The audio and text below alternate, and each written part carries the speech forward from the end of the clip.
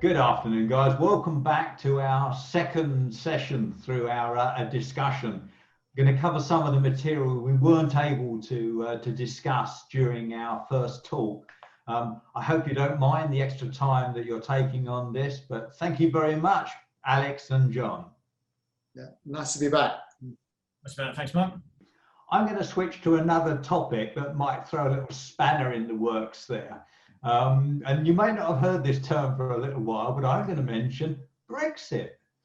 And obviously you'll have picked up recently there's the odd spat going on in Europe between UK and EU negotiators, and it's looking like we're heading for a rather firm Brexit. Without directing anything, what are your thoughts on the direction we're heading? John?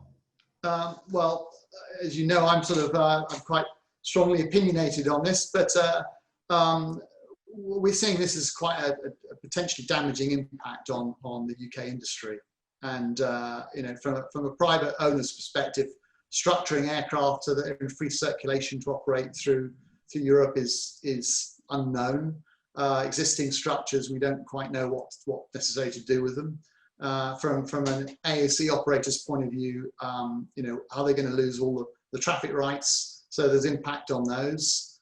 So from the legislation point of view, you know, it's not helpful that we're not going to be part of the EASA after Brexit, because the industry thrives on compliance and conformity. And when you have your own system, that doesn't bode well for aviation in Europe generally, when we have two systems to try and navigate through. So I'm afraid I'm not quite as buoyant on the Brexit issue as I am on other matters. There's at least a hard line that we know we're heading towards on that. So that's the one positive out of it, that it is definitely. We know where the abyss is. We know where the abyss is, absolutely. Unlike the COVID, we have no idea what's going on there, but we understand the Brexit. Alex, what do you reckon? Yeah, I mean, I think it's unquestionably looking deeply challenging. I think the one thing I've said repeatedly is all we want is certainty. We rarely get good news in what we do and we adapt around it. Not knowing is very, very difficult to adapt to. So taking from John's point on the ownership structures, is your asset going to be impounded or with a disputed VAT liability? Are we going to have any traffic permits to go to these jurisdictions? How exactly is it going to fall with crew and engineer licensing and supply of parts? A thing which is really difficult to accept is after dominating the news for a very long time, I don't believe we're one step forward in terms of certainty and planning. And we cannot reach that date, which is a hard date, and then try to decide. And I think it seems as good as inevitable that it will be no deal. So let's spend the time now providing some certainty, even if things we don't like, let's hear about it. And there's a theme I'll follow up on, have been saying, that we will now make our own decisions based on what we think is going to happen, which will be obviously conservative and defensive, which will hamper any recovery we're doing. And I think those are the facts of it. I think what we're missing there are positive opportunities coming out of it. Once we know what we can't do, we can work out where we're a very creative industry. We can then find out what we can then do, but we've got to know the playing field. Yeah, I think we've got to find a way to turn this to our advantage. There's no point being separated unless we can try and get some advantage out of the process. Just out of interest, we managed to secure a session later on this month on the 22nd to have an industry Brexit discussion along with senior DFT folk and senior CAA representation. We're going to widely invite not only members, but also people across the spectrum of aviation.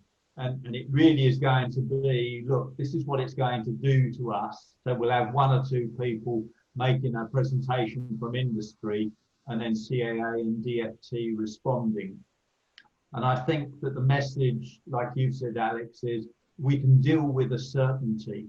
So if we know that something's going to happen relative to VAT and touching down in France, then we'll know how to react, and we'll set up a test case to go and challenge it in EU law or whatever it happens to be.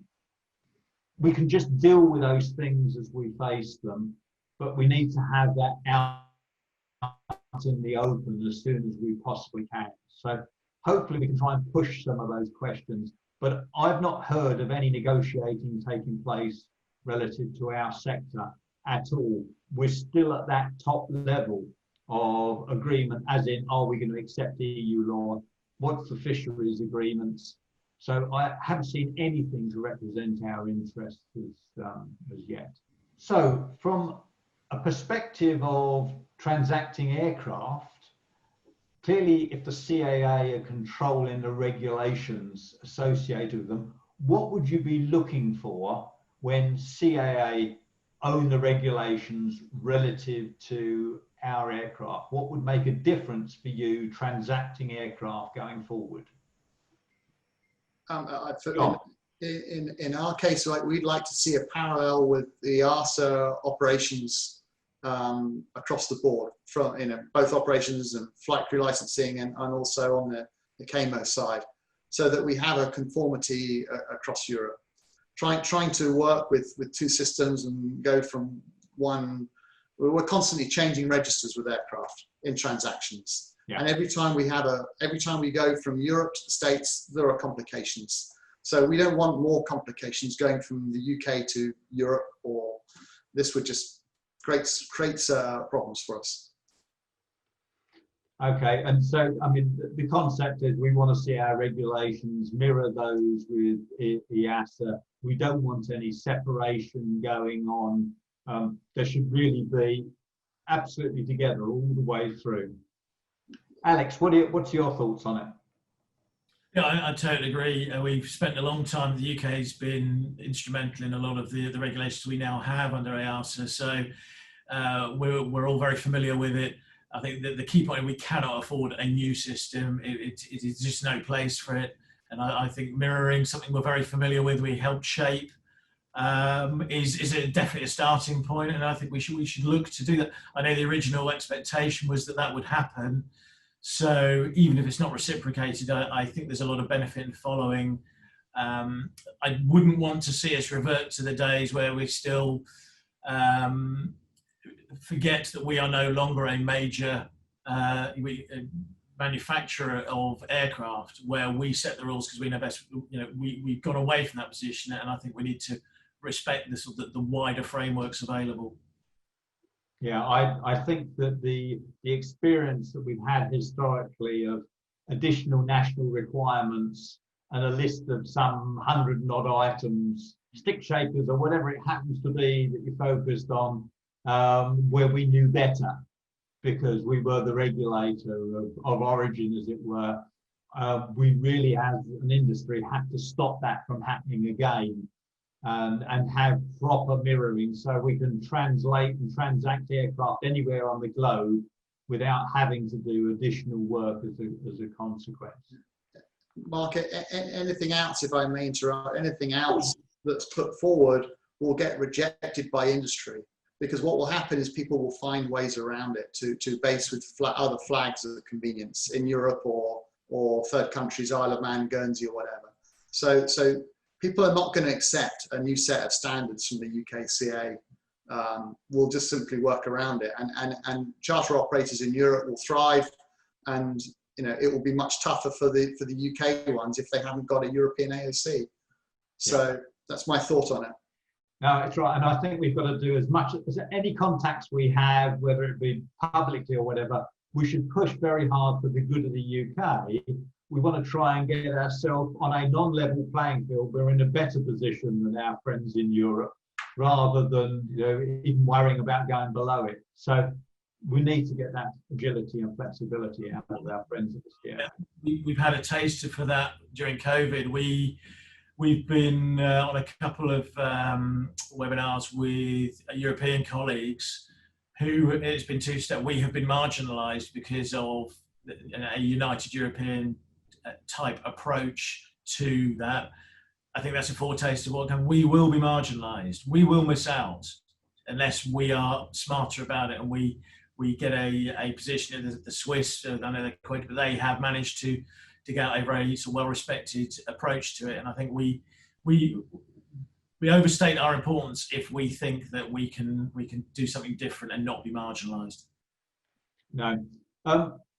Moving away from the ground-based stuff, we mentioned quickly earlier on the freedom of the skies, and if we take a firm Brexit, the only thing we get out of that at this point in time will be up to full freedom in practice. The rest of them are going to be something that will only come afterwards with bilateral discussions with EASA. And that will be dependent on the pressure that the likes of France and Germany apply to EASA. How will that impact your clients and your business if you lose those freedoms? I think it will do significant long-term damage. I'm struggling to see how it can't. Our entire model, which is based on what our clients want, is free access around Europe in particular. I mean, we've got a worldwide operation, but essentially the default is people are very used to moving freely around Europe. They have assets, they have businesses, they have partners, and they're used to that travel. If they can't even get to them easily, that's going to undermine the wheels of industry across Europe, because it's reciprocates both ways. A lot of traffic comes in here. It's going to be hugely damaging. So when I mentioned before about our plans, we are ready to move to a more UK-based business, and our rotary business is going to be less affected, and that's where we're ready to go. So it's going to have very material change to years of development into wider fixed-wing operations. And at the moment, unless there is a positive confirmation, those full freedom will not be enough. I'm sure after a settling period, it will be eased. It's in, plenty of countries in Europe want ease of access, but how long do you wait for that? And unfortunately, that's the thing. We cannot wait. We need to know what we're doing on the 1st of January before the 1st of January. I mean, look at a bit of a sliding scale. Let's assume we get to 1st of January and we've had a bad divorce. So there's no bilateral agreements in place, yet pressure comes in from Germany and France and maybe Holland because it will damage their business as well. If we were to get something in place within 3 months, do you think we can sustain that period of time? I think that period of time, yes. Not much more though. I think traditionally the seasonal market, that would fit a particular pattern of use, which is the summer is always busier for us. And I think over that time you could manage to do that. Much longer than that, it's very hard. And particularly, I think most of us haven't got much resilience after dealing with COVID. So we haven't got the time and resources to wait something out. Okay, John, how about for your clients? Well, most of our clients operate privately, so we don't have the cabotage issues that Alex is facing, but we do have the free circulation issue. So the UK clients are possibly going to be able to take advantage of temporary admission from January, which may work for them, but although there are conditions to that. And the ones that are based in Europe are going to are not going to be too bad. Their aircraft were imported in Europe. They'll have more issues perhaps if they come to the UK. And from our own standpoint, to be honest, we've already had to take the decision that we're going to open an office in Europe. So we are going to be partly European based as a company from January. So even taking a snapshot now, both of you, if you look at the things you've already had to do you think that those decisions have impacted your contribution to UK GDP as a consequence? 100% yes, in my case. I was ready to do a UK AOC, and I just completely put the brakes on because of Brexit. I can see you nodding, Alex. Yeah, I mean, it's quite an example. The infrastructure behind operating, for example, a single squirrel helicopter is significantly smaller than the support structure behind a Gulfstream in terms of employees who are all taxpayers, in terms of the principles involved in that and their investment status, etc. So unquestionably, if we are concentrating on smaller turnover, smaller infrastructure equipment, then there's going to be a knock-on to UK GDP if multiplied, certainly around the industry. And I didn't expect anything different, but from two guys running businesses in the UK, this little clip is something that the aviation minister should look at and the government should register, that if we don't want to damage aviation, we should be thinking about this to try and turn it to our advantage, not disadvantage the UK and aviation as a whole. So that's really appreciated. I think it's extremely poignant. I'm going to have a quick change of topic, because one of the things that we're also facing is the pressure on resources. This morning I was talking with a couple of the larger airlines, and they've actually started letting go their employees. So some 9,000 people have been released or in the process of being released from a large organisation. So it's all quite strange, because they're saying it's the first time they've ever actually had direct redundancies rather than voluntaries. They've never had to go down that path of drawing lots or whatever horrible process they've had to use to select people. The whole issue about next generation, how the market's going to settle down in 2, 3, 4 years' time, and how we can bring in the resources that we need. What are you guys seeing relative to your potential resources for the future? And I'll start with Alex on that front. It's not something that is, that we welcome or want to do. It's not who we are. So therefore, all of us have had to change our approach, be far harder headed, and deal with that. And I think with Brexit around the corner, that we have to be ready to go further. It's made us more efficient. It's made us, occasionally, you need to take stock, but it's not planned. We go back to the point. Going into in March, we all had business plans that did not foresee this. So therefore, what's that doing to the type of business you become? Your resourcing, however you're financed. Everyone's had to take a very, very replicate. And the aviation sector, I think, has been radically marginalised in that perspective. We've had, other than furlough, we've had nothing whatsoever. Aviation, for some reasons, seems to be ineligible for many grants. So, in terms of resource planning, and back to the point of future plans, we've spent a lot of time making ourselves a fit business for the next 12 months based on a more conservative outlook. But what we should be doing is planning the expansion. What's the next business we do? And that's very, very hard to do whilst you're trying to consolidate. Yeah, extremely difficult to try and plan around that. John, how about you and your organisation? I echo Alex's comments. Really, we are a similar percentage down in people, and as a managing director, it's for sure it's the worst part of my job, is that I've got to play with people's lives and livelihoods when we have to let them go or even put them on furlough. It's been extremely challenging, that aspect of, but it was something that we had to do through the process. And we're looking forward to hopefully expanding back and making sure that they've got jobs again, those people. So yeah, there's a whole big piece about this, because it wasn't exactly all sweetness and light coming into the pre-COVID world for bringing people into our industry, and there's a lot of more mature people in our industry as well, and that we weren't getting enough youngsters in, so we had this demographic cliff that was sitting there. And then we did have really heavy growth showing in aviation that we wouldn't have been able to match that curve. We've got a little bit of a stall out now and a bit of recovery space, but the problem is still there. It's just further down the line. So the one thing I was going to mention, we may be fortunate, and government may be looking to help us out with a form of clearinghouse for aviation as a whole, where we're looking to capture all of those people that have been made redundant, And in the first part of our discussion, we mentioned how our market might be recovering in a slightly better way.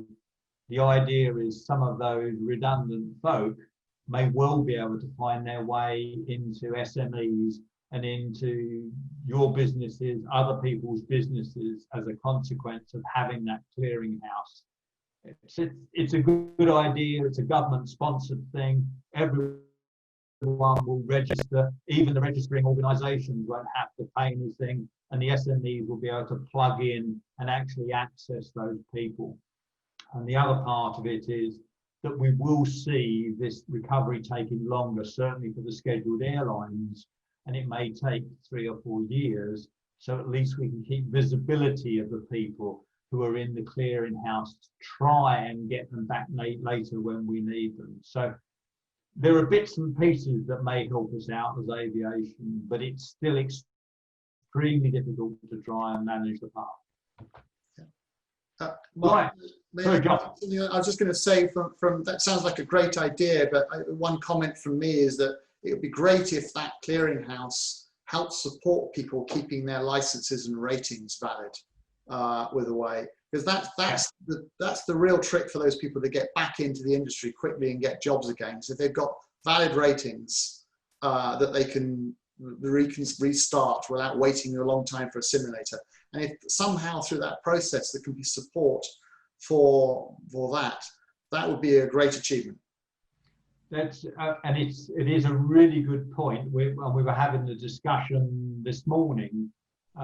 As soon as we can get, if we get formal clearance by government for this going ahead, we can then get into industry discussions with CAA to see what pathways there are for getting access people for currency, for how we can have pathways to clear them quickly, all the sorts of things that we need to bring people back into the play in a reasonable and safe way.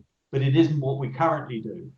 So it's going to need some thinking to get around that. But it is on people's minds, and it is on the agenda to do something about it after we get the first step made. Right. We're coming to the end of our discussion, and thank you very much for your time. Is there anything else, any bees in your bonnet that you'd like to share with members? And we've already touched Brexit, so you can't go back to Brexit, all right? But no, is there anything else that you'd like to highlight while we have the opportunity? I think from my point of view is, I think a positive out of this is, it's certainly early days, okay, there's a real togetherness around the industry. I think a couple of major players were leading to ask how they could help anyone struggling. And I think we've come together, and I think as a sector, let's blur out the differences. Let's continue. The CA, I think, have been more collaborative in a lot of ways, certainly a bit more strategic lead. I think we as a sector need to come together to be stronger. We need to agree more of a commonality. We're too fragmented. So back to the clearinghouse, what a great initiative, because it actually sets up a good, solid part of an infrastructure we need. What are the other bits it should look like? So I think let's build on this to work out. We are all going to struggle in a very challenging world if we try and do it on our own. So how can we cooperate? It's some really interesting discussions with operators who we get on with but compete hard with, actually about how do we collaborate far more into the future. And I think if there's anything, it's let's continue along those lines. John, any comment from you? All I would say in brief is I'd like to see this level playing field of playing in Europe. And if the UK government can give us that level playing field, it doesn't need to be better. It just needs to be the same as far as we're concerned. Something that we know and we can work with. And I think that's avoiding damaging the industry. Okay, look, that's right. I can't add anything to those two closing speeches. They serve pretty well as far as I'm concerned. Look, thank you very much, Alex. Thank you, John, for your time this afternoon. It's much appreciated. And I'm sure the members will appreciate some of your comments too. There's been some good material in this. So thanks for your time. Thank you both.